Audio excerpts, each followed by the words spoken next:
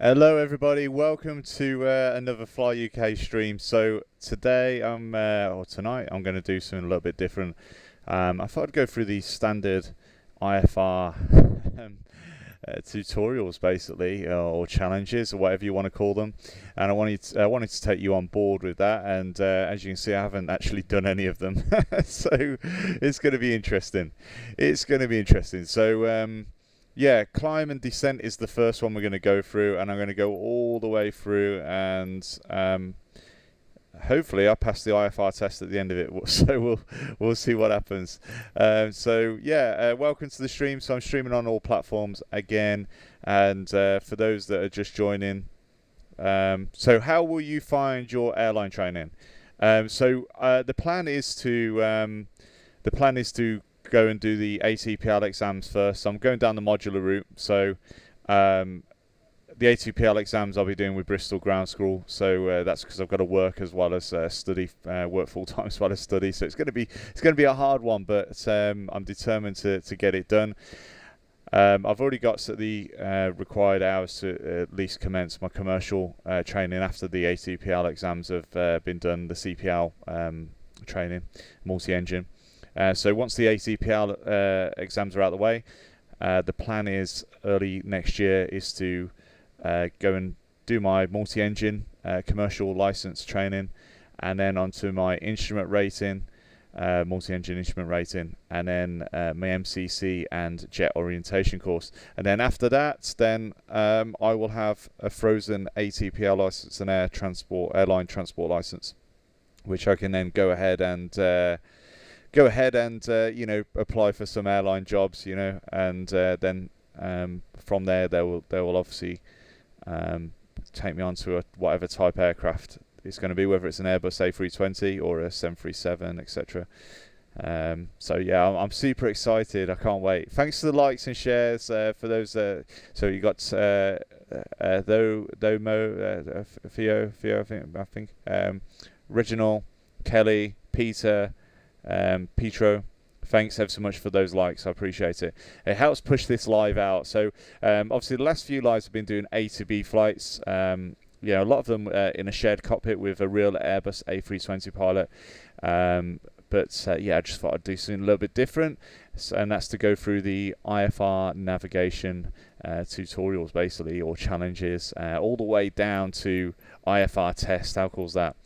For those that are just joining, this is Fly UK, and I am streaming on all platforms. That's Twitch, YouTube, and TikTok. So I do appreciate it. Thanks, Oliver and Lone 92170 for the likes. I do appreciate it. It just, just helps push the live up to great heights, and obviously get to people that would also be interested in flying. So let's get going. So climb and descent. So the plan. Or the challenge for this is become acquainted with the rewarding world of instrument flight as you introduce you to climbing and descending by reference to the cockpit gauges alone. So essentially, this first one, former COVID carrier. Okay, that's me ignored. No, I'm not ignoring you. Sorry, I was just picking up what I can see in terms of likes. So if you've liked, I'm ever so sorry, former COVID carrier. I have a question. Go and we can have a question. Fire any questions. I'll try and answer it. So this, mean TikTok live. Oh, okay. So this first challenge is basically getting you acquainted with the feeling of not being able to see out the front, essentially, and trusting your instruments. I think that's how it's going to go. Like I say, I haven't gone through these challenges before, so we're going to try it, and let's get going. So Nuclear Limit over on Twitch has said, have you considered taking a secure loan to do an integrated? No, to be honest, because I've already got my PPL, I've already got my private pilot's license, I've already got the hours, it would be a lot more money than what it would cost me down the modular route, that's for sure. And also I can't commit to full-time training like most integrated courses expect you to do. So where is our destination tonight? Watson James has said over on TikTok. So we're just going through, we're going through this IFR navigation challenges, or training, should I say, going through each one of them, seeing what it's all about really, and at the end you've got an IFR test. So the first one is climb and descent, and let's get going. Is it necessarily to get SID card for this game? SSD card, you mean? I assume. I don't think it's necessary for an SSD card. Yeah. So we're in a Cessna 172 at the in the Shetland Islands in the UK. A few flight schools offer flight training in the US because the UK is very expensive. Yes, that is true. Very recommend to run it on an SSD though. Yeah, I agree, Mighty Trucker. SSD will certainly help the running of Microsoft Flight Simulator, just because it needs to obviously pull a lot of files quickly, into the game. So yeah. Okay, so let's get going. See what the... We're flying over the UK's Shetland Islands, just below a thick layer of clouds. Up until now, you've been able to look outside to judge the aircraft's attitude and location. What happens when you lose that outside view? That takes us into the world of instrument flight. When you can't use the horizon for reference due to clouds, darkness, or other hindrances to visibility, you'll need to rely on your airplane's instruments. When flying on instruments alone, you'll need to rely on your attitude indicator to see your pitch and roll information. Modern cockpits like this combine several instruments into one electronic display called a primary flight display, or PFD. Stay on heading 270, set full power, and climb up to 4,500 feet. Set full power for the climb. Okay, climbing to 4,500 feet and 270. So I'm obviously looking at those instruments now, trying to be as accurate as possible.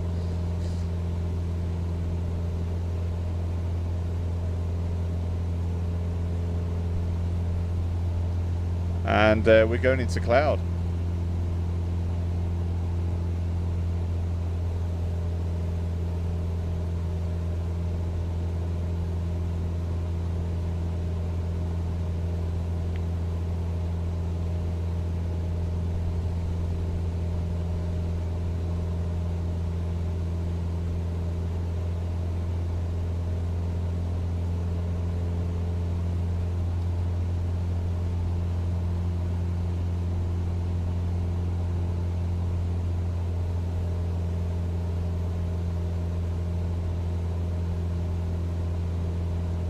The wind's trying to take me off here as I climb.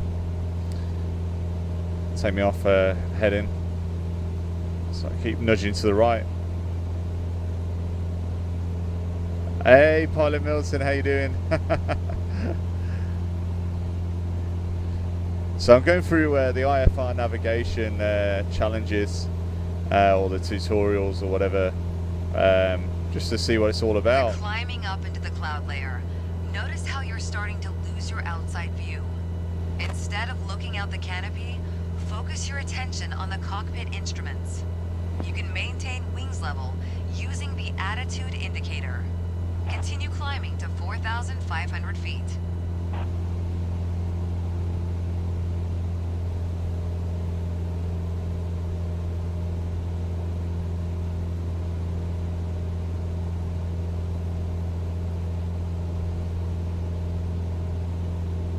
Can you fly? No, I can't. I don't think I can actually.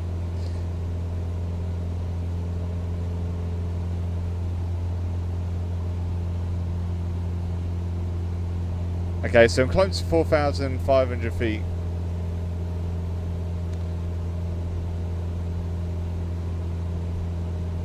And once I get there, then I'm guessing... Well, we can't see anything now out of both windows. Using the vertical speed indicator and the altimeter, level off at 4,500 feet while continuing to maintain a heading of 270. Now fly straight and level at 4,500 feet, getting used to not having an outside horizon for reference. Wow. There we go. We are fully IFR now in a Cessna 172. And I've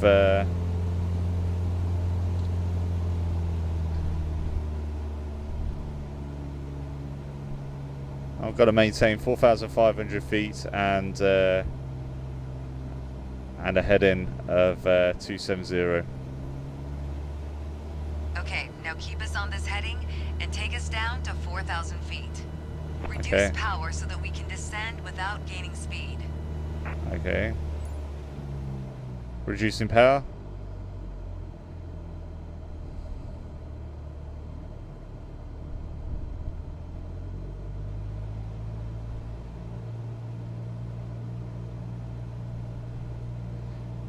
So I'm trying to keep it around 500 feet per minute downwards.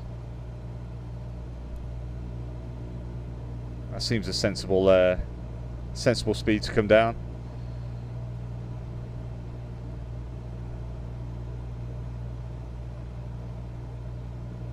What is a wing wave?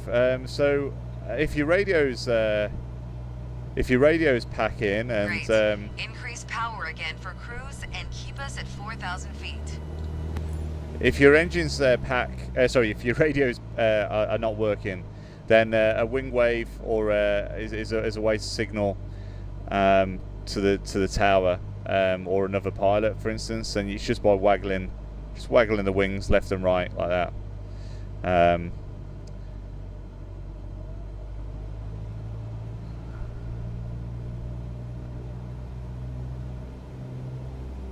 Wow, great job.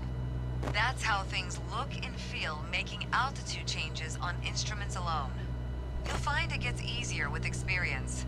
Next, we'll introduce turns. Okay, well that's that one done then. I've got an A. I've got an A for that one. It's a simulation.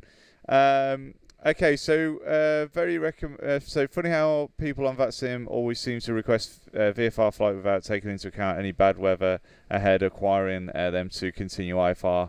I think a lot of that is to do with the fear of not being trained with IFR. I've been guilty of that in the past, to be honest. So, okay, so go back to the training menu. Let's have a look what's next in the IFR navigation. So turning.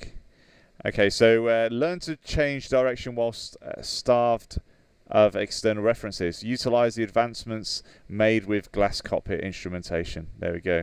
Yeah, Tiger Kid. Yeah, it's pretty realistic.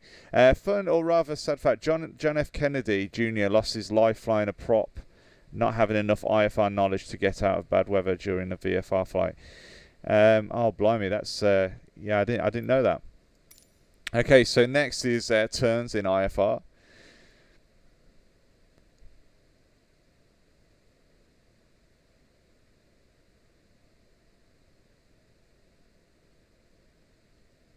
We'll see how this goes.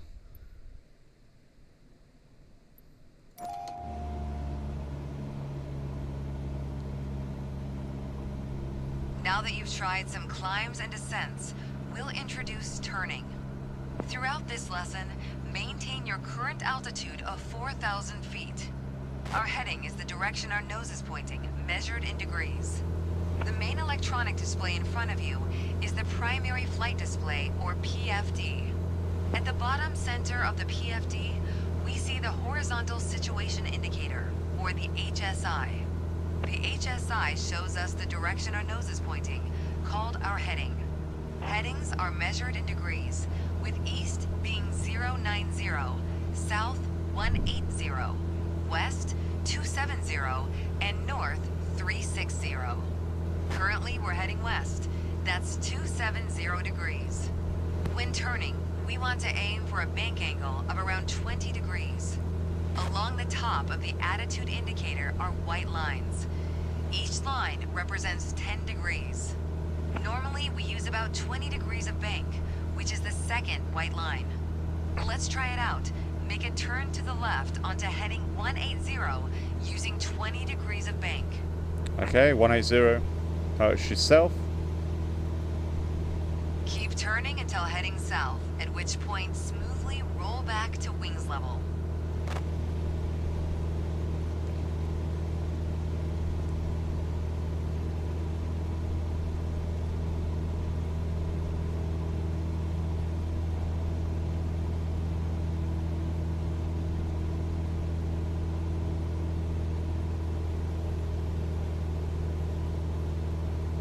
That's it. Stop turning there and you'll be heading due south, heading 180. Great. Now try and maintain this heading for a short while. There we go, 180. Hi Farnborough Flyer, welcome to the stream. Farnborough Flyer's doing his instructor rating at the moment, which is really cool. Now make a turn to the right onto a heading of 350. 350.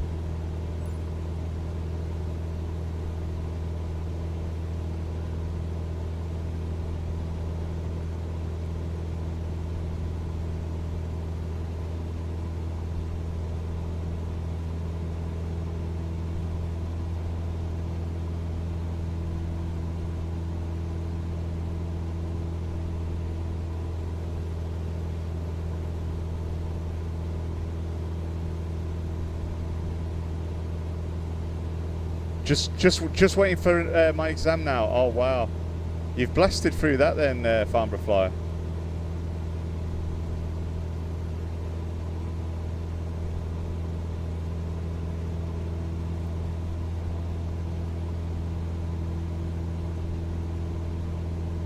Now smoothly roll wings level onto a heading of 350. Now maintain heading 350 for a bit.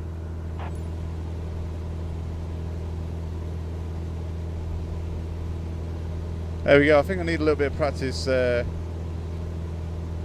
out of that, but it's there, sort of practically 350. There we go. So this is an exercise to. Wow, great job.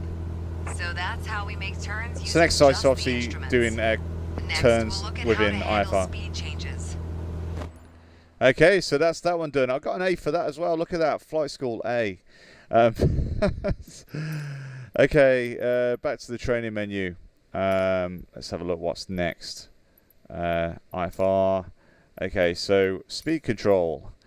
So in this lesson, speed control during instrument flight requires a delicate hand and good coordination to adapt to the change in lift whilst maintaining your altitude. So let's give it a go.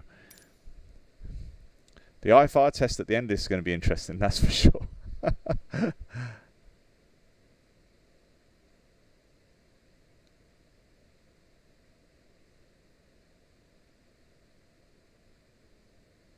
Okay, with Shetland Islands again. Seems like we're doing all the IFR training in the Shetland Islands. We're cruising at 100 knots, maintaining our heading and altitude. Let's look at how we deal with speed changes when flying on instruments.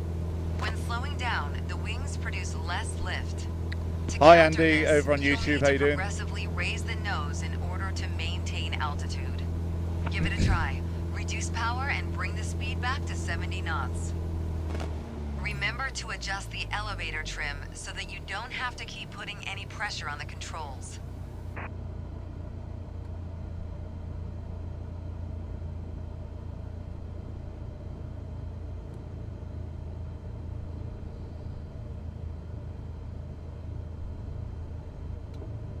Good. Now set power to maintain 70 knots. Notice how the nose needs to be a little higher than before to make up for the loss of airspeed. Use the elevator trim to adjust pitch to the new speed and maintain 70 knots for a bit. Try to maintain 4,000 feet altitude.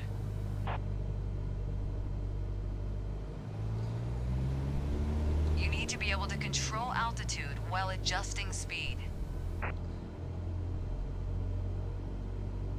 Okay, well I'm trying to obviously climb a little bit because we're a little bit low. Power to get your speed speed back up to 100 knots. Okay. I think I messed that up a little bit.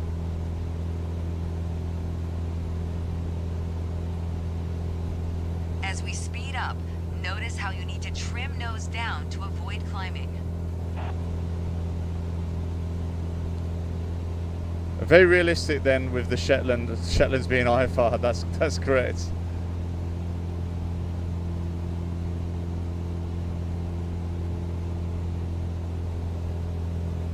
Thanks for the likes and shares, by the way. I do appreciate it over on TikTok. And thanks for the follows and subscribes over on the other platforms as well.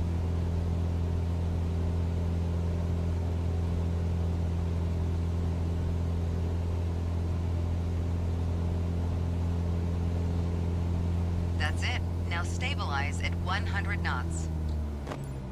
Try to maintain 4,000 feet altitude.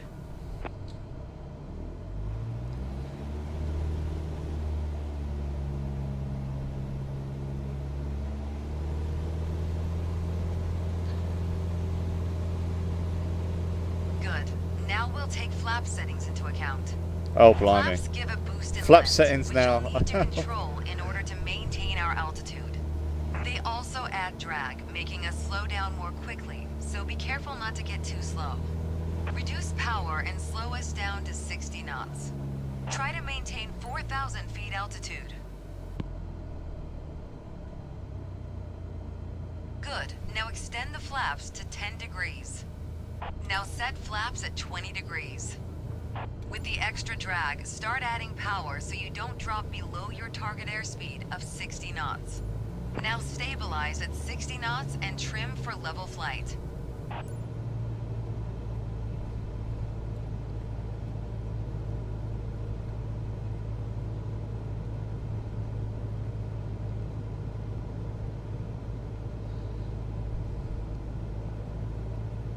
Wow, great job. Next, we'll look at navigating on instruments alone. Okay, I got an A for that, but I think that was a little bit ropey, I'd have to say. Okay, what's next?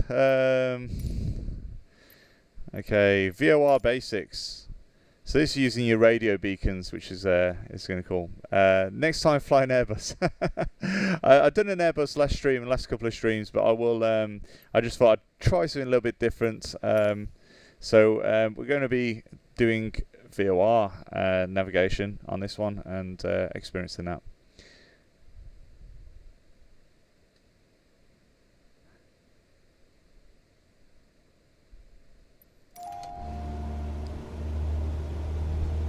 Now that you have the basics of flying the aircraft on instruments, let's look at navigation. There is a worldwide network of radio beacons that pilots use to find their way when flying IFR. The most common beacon is the VOR.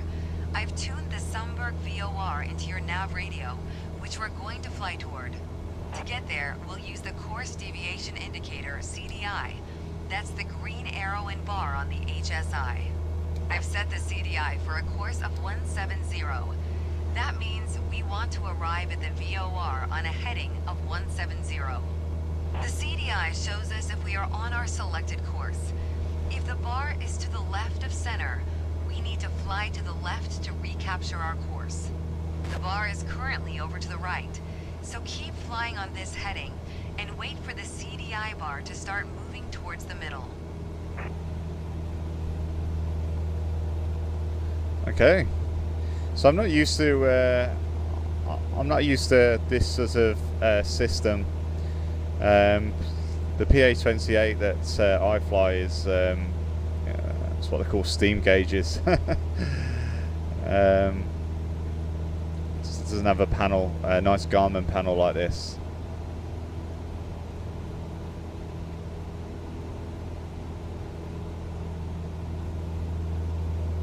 Here it comes. Now make a left turn onto heading 170. You were way off on altitude holding. Try to maintain 4,000 feet altitude. Okay.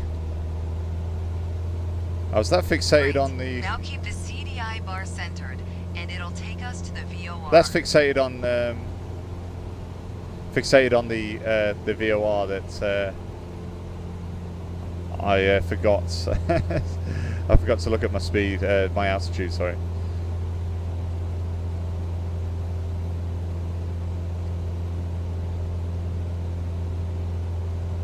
Okay, let's try and fly towards this. Turn towards the CDI bar to keep it centered. You needed to keep the green CDI bar in the middle.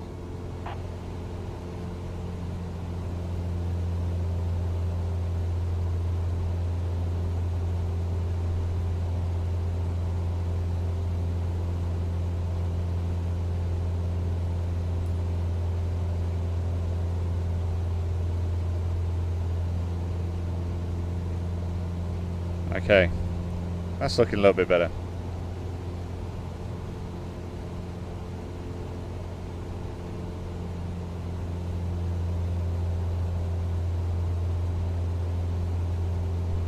We're getting close to the VOR now.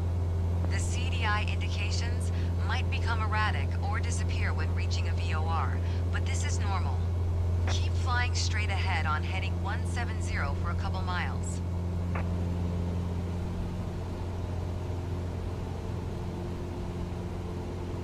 Okay, so it's disappeared, so we must be over the top of it. And then it should say from, I'm guessing.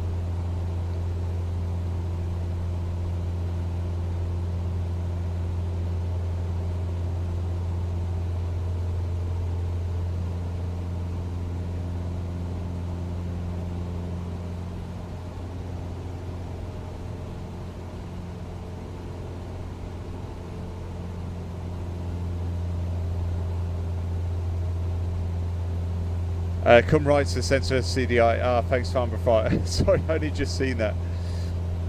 Well done, but there's room for improvement. See, I knew they were going to say that because I got a B on that one. But do you know what?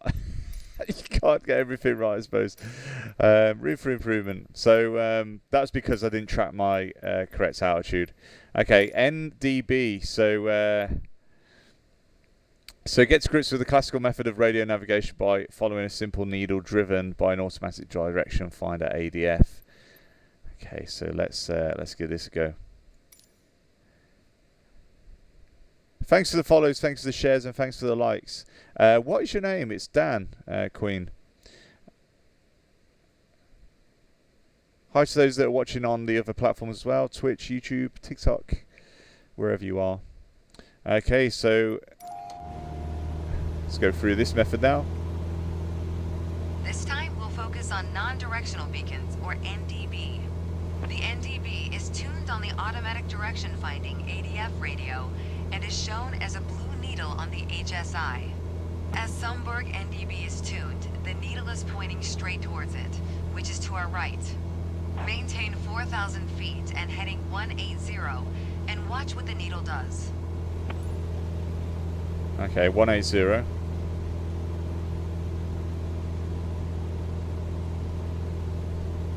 See, we've got an ADF at Taton Hill actually. We don't have any DMEs though.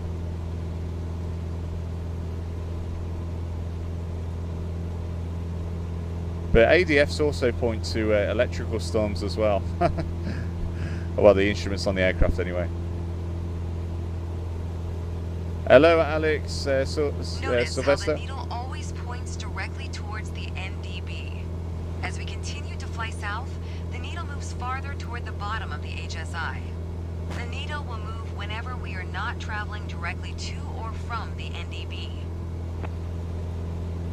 Interesting.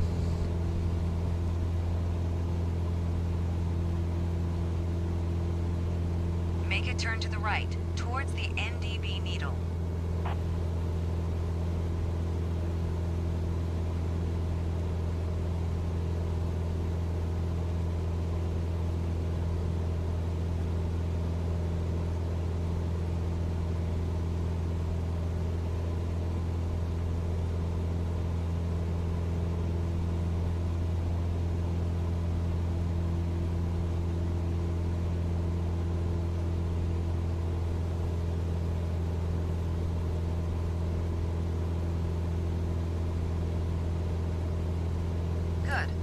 follow the blue NDB needle all the way to the beacon.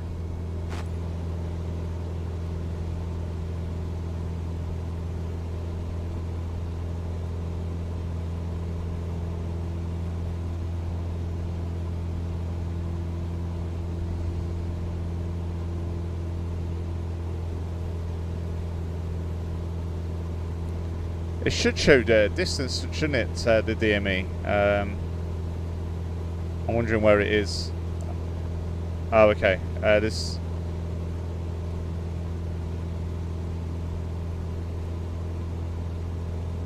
distance at the top, over at the top of this panel, but I'm not too sure. We're getting close. An NDB needle becomes more sensitive as we get nearer, but resist the urge to make any large corrections.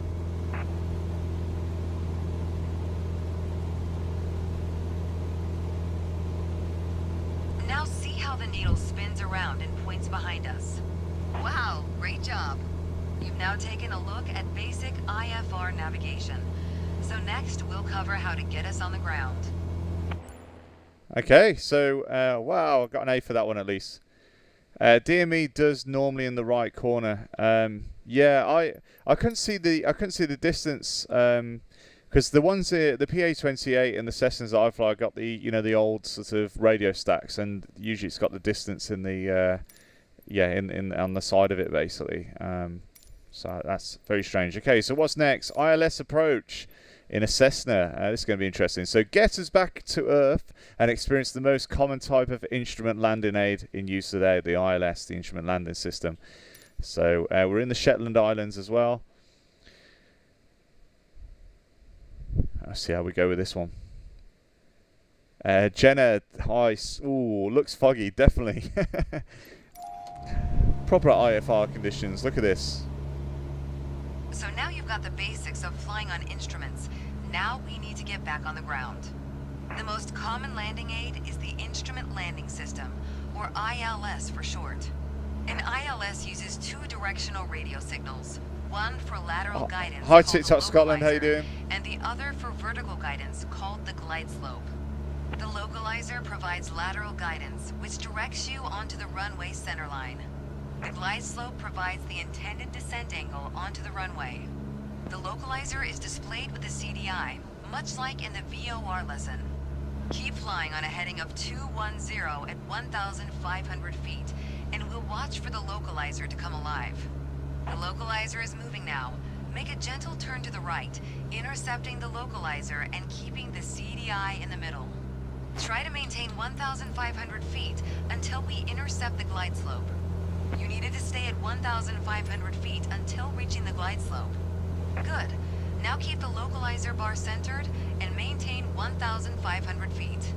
The glide slope is displayed next to the altimeter on your PFD. If the green glide slope diamond is above center, you are below the glide path. We always start out below the glide slope as we want to intercept the localizer first. We'll wait for the glide slope to start moving. Okay, I'm again the height has got me on this one, but I've got it now, the altitude. So let's try and intercept this line a little bit. There we go.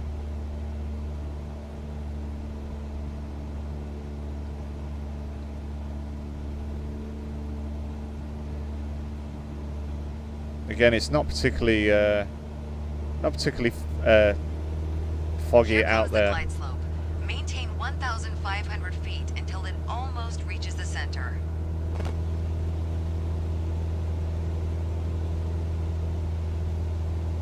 Okay, so that green dot is my glide slope, I think. Here it comes. Now reduce power a little and start to descend, using the VSI to aim for 500 feet per minute.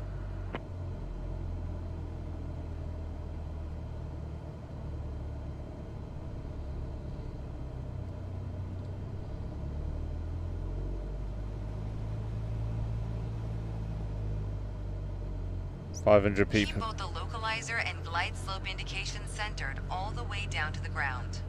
Reduce speed and set flaps as needed as you make your way down the ILS.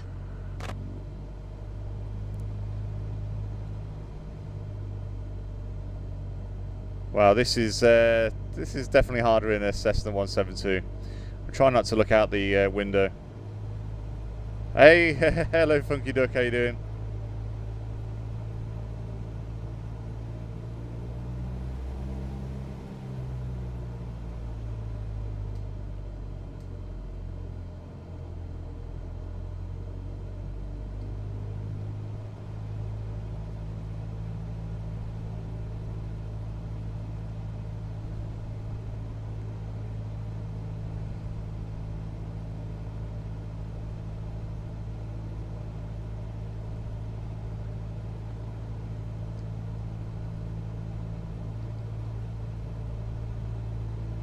So hopefully we are tracking the runway okay.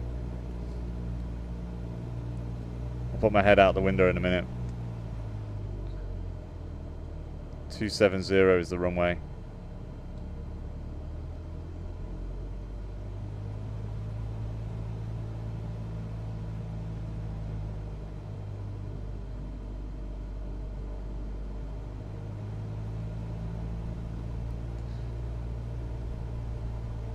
Approaching the runway.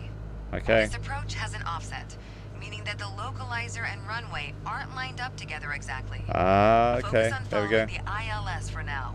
We'll transition to a visual landing once we're closer to touchdown.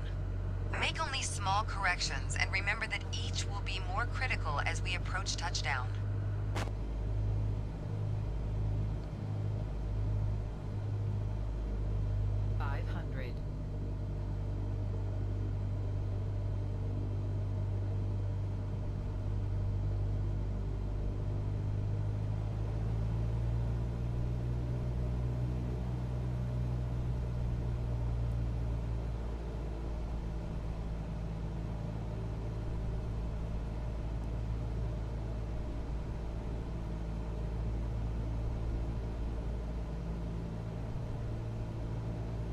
Great. Now is a good time to transition from flying on instruments to using visual cues to complete the landing. Get us down onto the runway and then come to a smooth stop.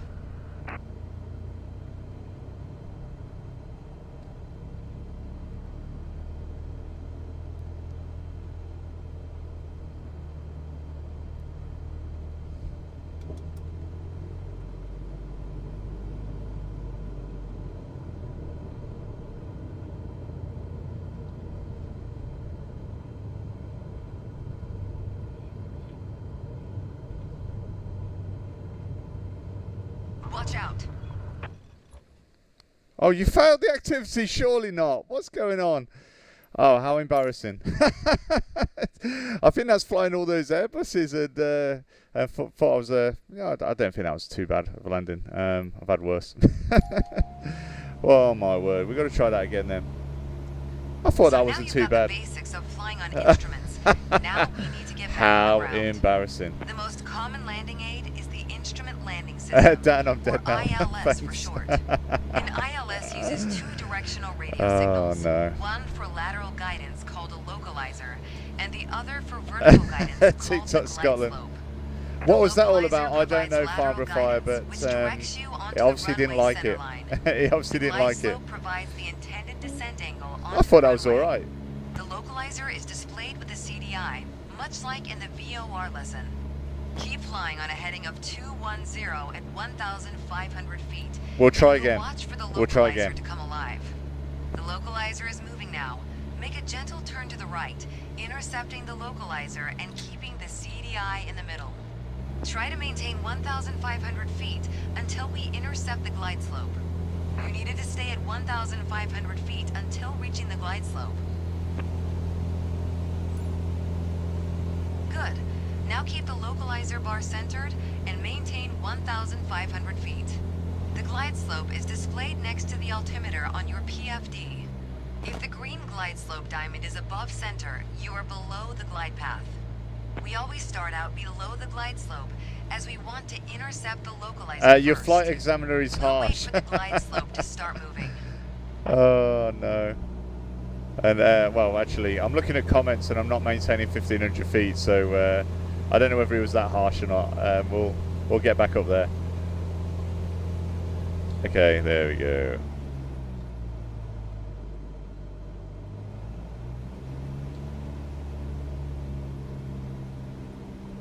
Here comes the glide slope.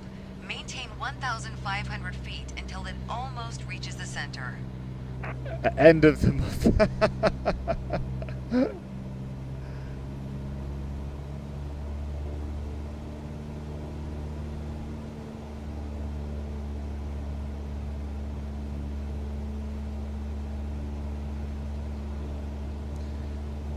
resisting the temptation.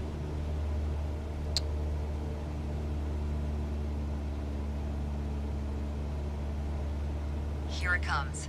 Now reduce power a little and start to descend, using the VSI to aim for 500 feet per minute.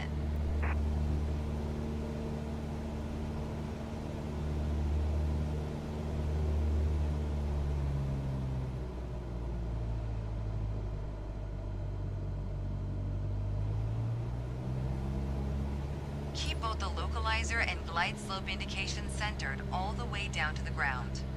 Reduce speed and set flaps as needed as you make your way down the ILS.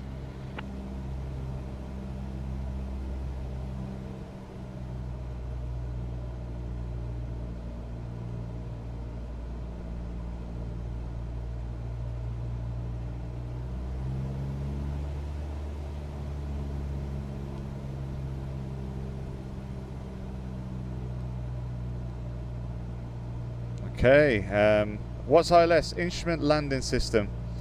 So it'll essentially guide you into the runway using radio signals,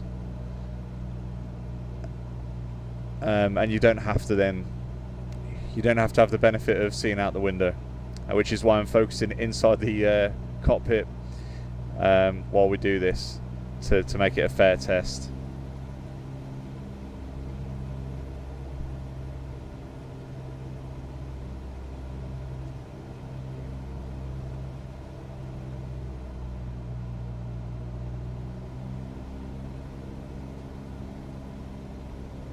Approaching the runway. This approach has an offset, meaning that the localizer and runway aren't lined up together exactly. Focus on following the ILS for now. We'll transition to a visual landing once we're closer to touchdown. Make only small corrections and remember that each will be more critical as we approach touchdown.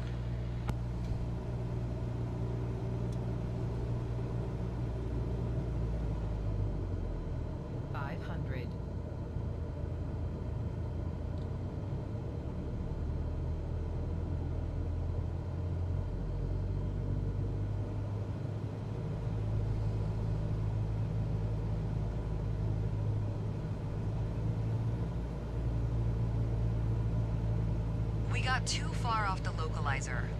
Great. Now is a good time to transition from flying on instruments to using visual cues to complete the landing. I brought the Get us flaps down in onto and the runway and then it come messed to a up my smooth descent stop. rate, that's for sure. Okay, full flaps and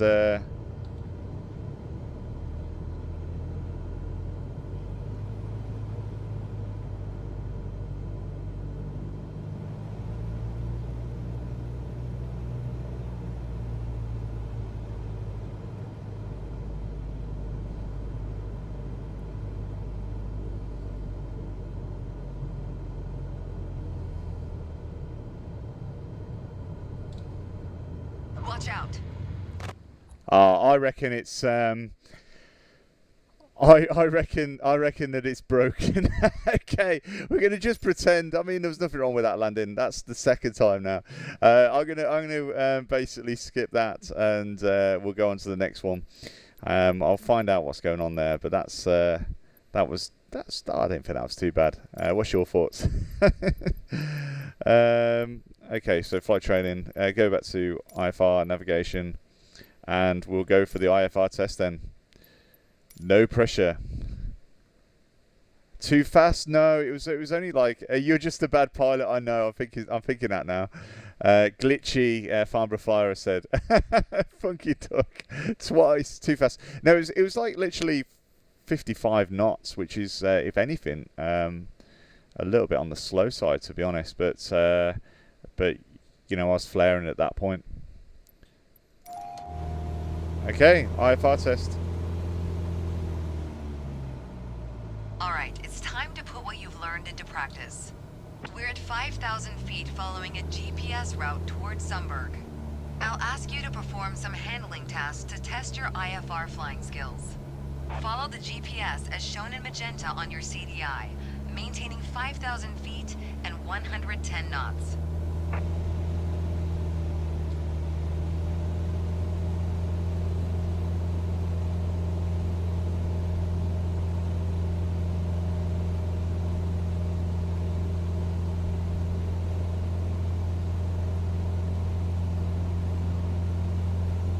$110 knots coming up.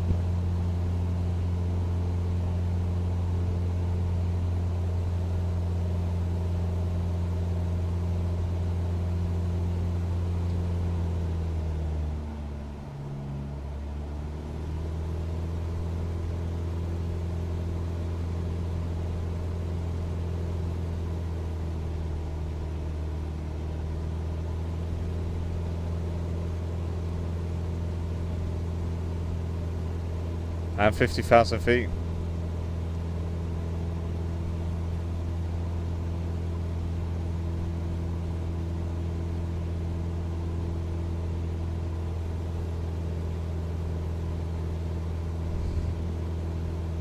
Yeah, I don't know. You know, like you say, you'd think it'd just mark you down if it thought it was bad. Still maintaining the GPS course. Take us down to 3,500 feet, keeping 110 knots airspeed. Okay.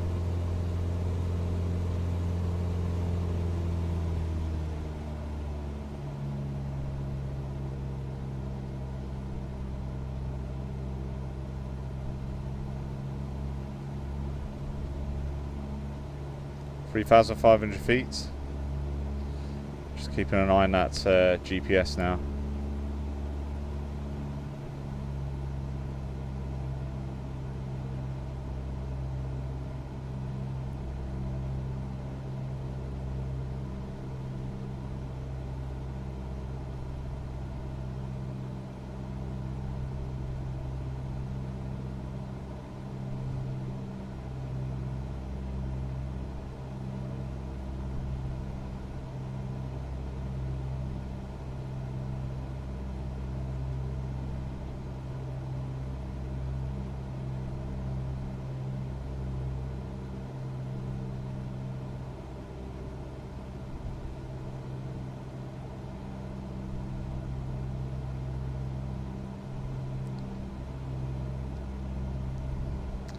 I hope the landing. I hope the landing isn't a glitch on the IFR test. That would be a little bit upsetting.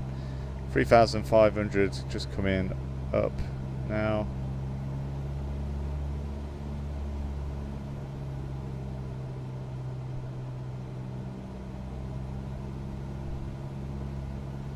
Next, keep us at 3,500 feet and make a left turn onto heading 060. 060.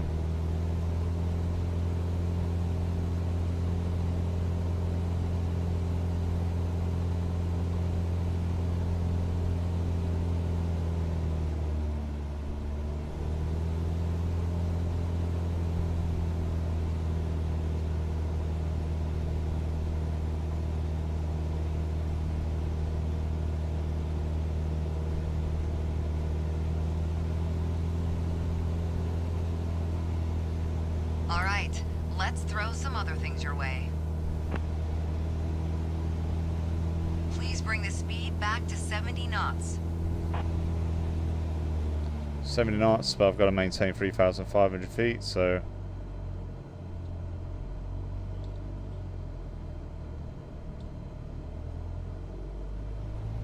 bring in a little bit of power now.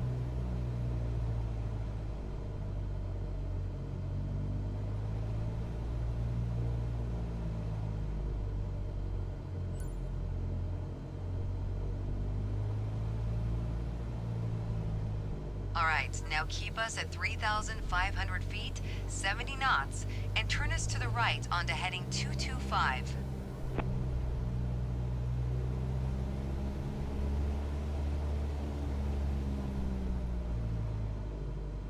Keep us at 3,500 feet. You didn't hold your altitude accurately enough. Oh man.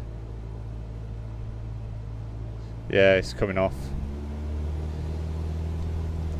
It's really hard to keep that 70 knots and 3,500.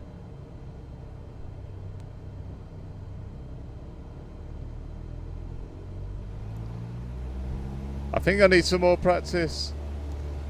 Definitely need some more practice on this one.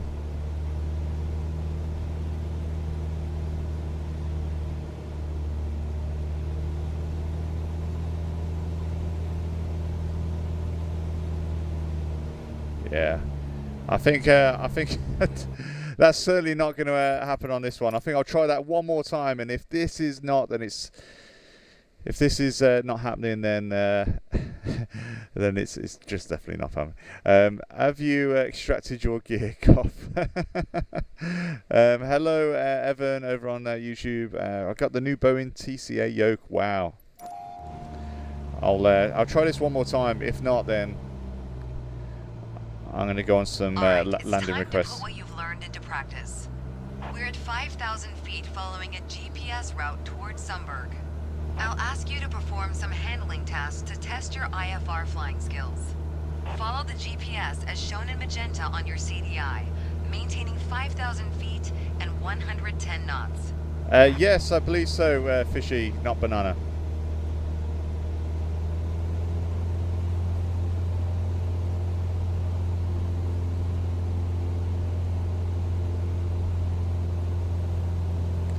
She is strict, the barber. I know, tell me about it.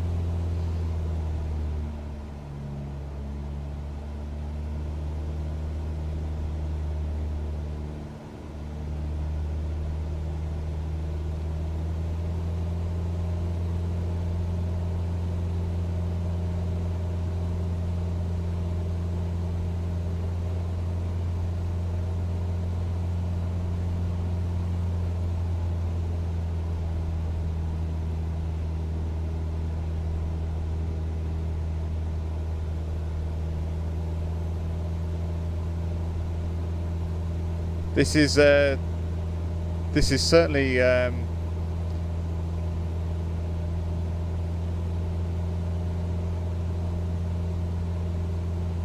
TikTok Scotland.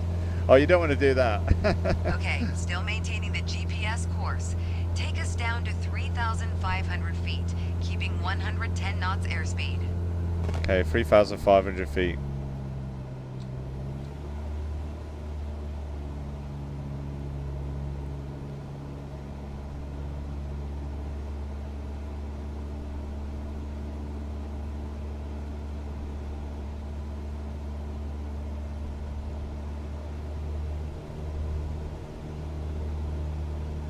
Definitely harder than it looks, that's for sure.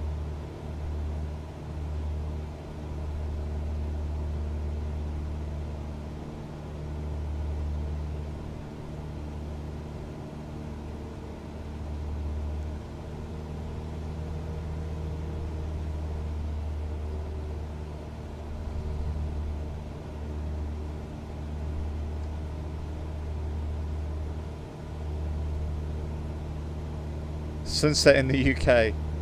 It seems to be the case on this scenario, yeah.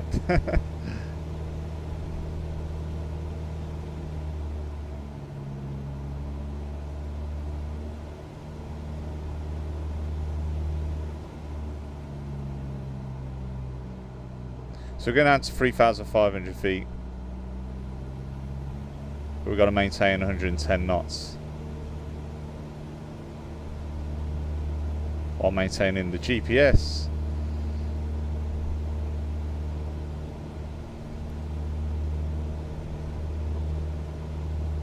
Okay.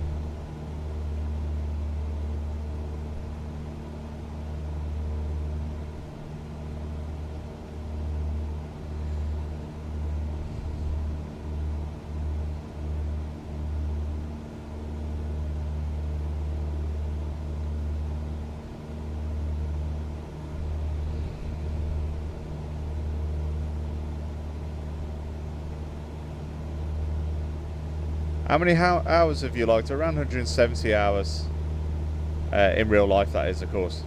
I'm not too sure on this simulator. Not a fat lot.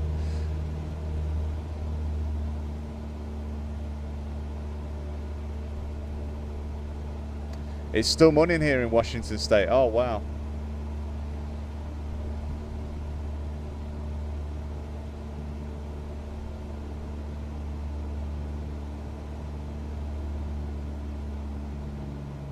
Next, keep us at 3,500 feet and make a left turn onto heading 060.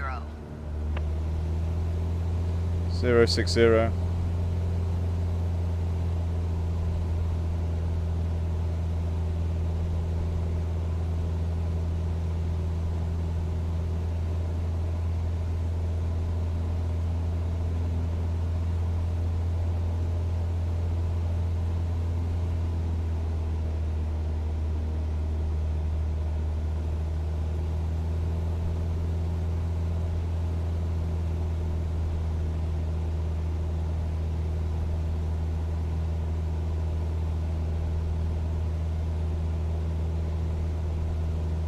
All right, let's throw some other things your way.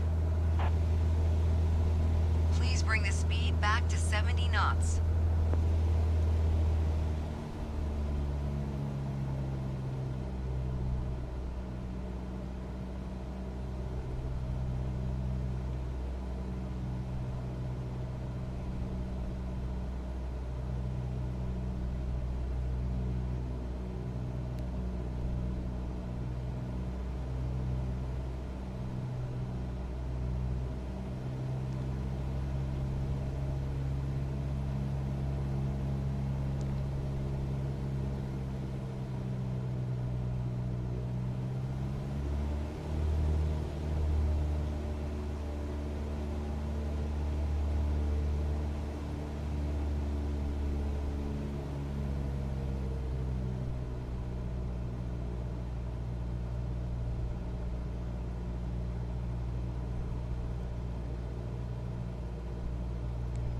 This is definitely hard. Harder than it looks. Is the simulator realistic to real life? I would say it's pretty realistic. All right, now keep us at 3,500 feet, 70 knots, and turn us to the right onto heading 225.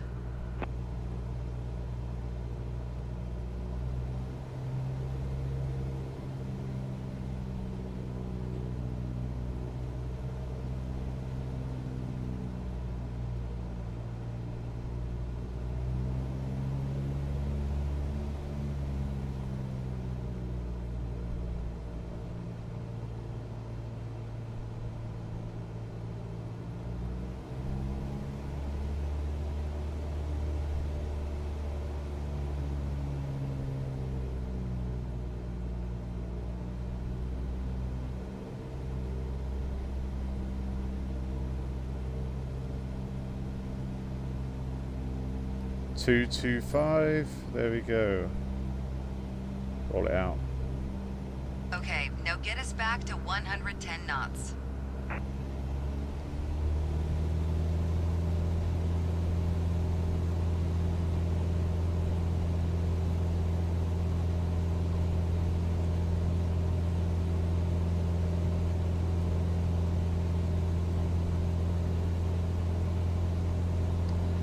Get used to the scanning now, that's for sure.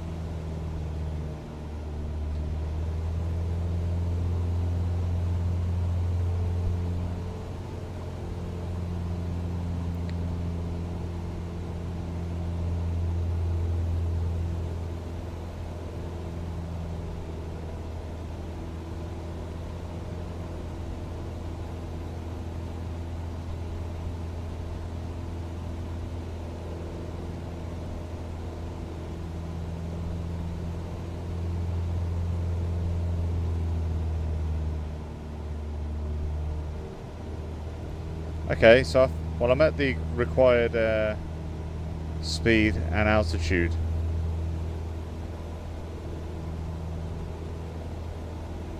I'm hoping another instruction will kick in at some point soon.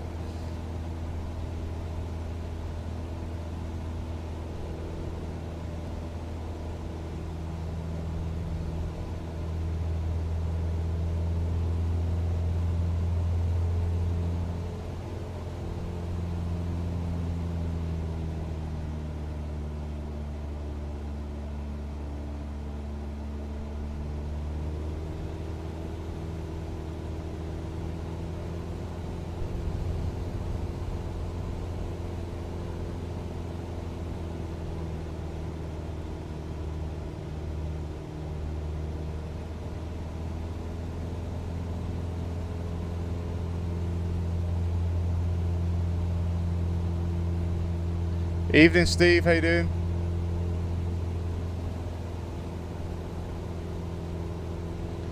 I have a feeling this is glitched out. Personally, I'm just looking at that. Maintain 3,500.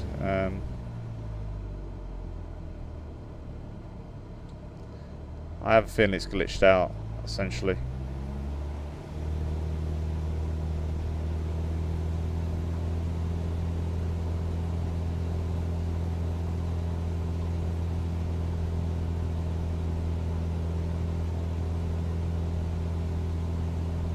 Yeah, I think it's glitched out.